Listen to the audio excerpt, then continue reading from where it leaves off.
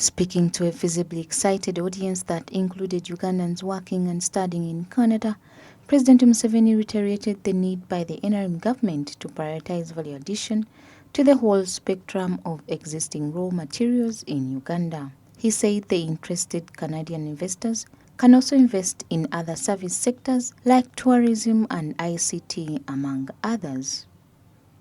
Value addition, like I told you about coffee. We need to add value to our coffee. We need to add value to our iron ore, like we have done for other products. Where we have done this, we have done well. Like in the sector of milk, we have done well.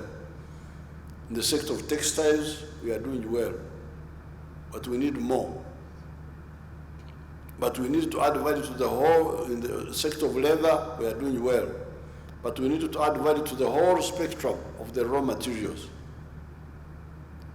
We are doing well with the palm oil. Palm oil is doing well. But we need to add value to our fruits.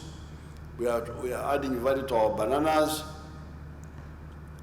adding value to the copper, to the cobalt, and so on.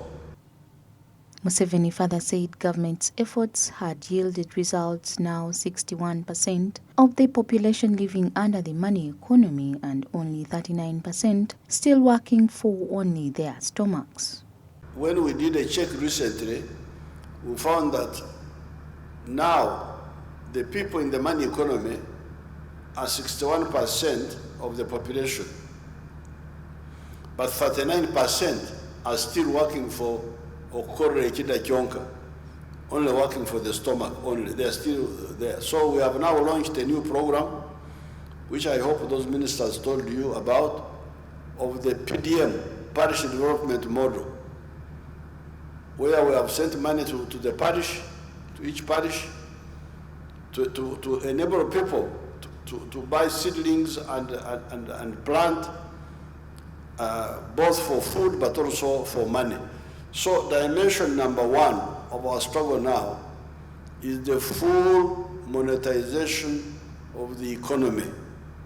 Instead of having monetary GDP and what they call non-monetary GDP.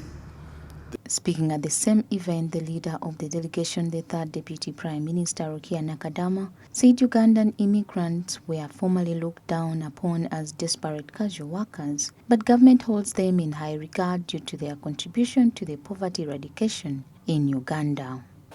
It is people like you, through investing back home, who will constitute the private sector, create jobs and help generate economic growth.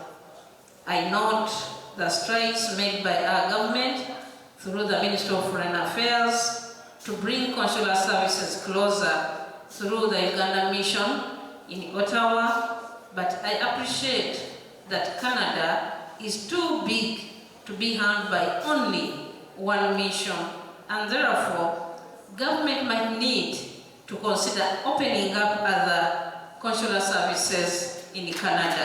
The closing ceremony was also addressed by the High Commissioner to Canada, Ambassador Joy Ruth Acheng, and attended by the Minister for Presidency, Millie Babalanda, among others.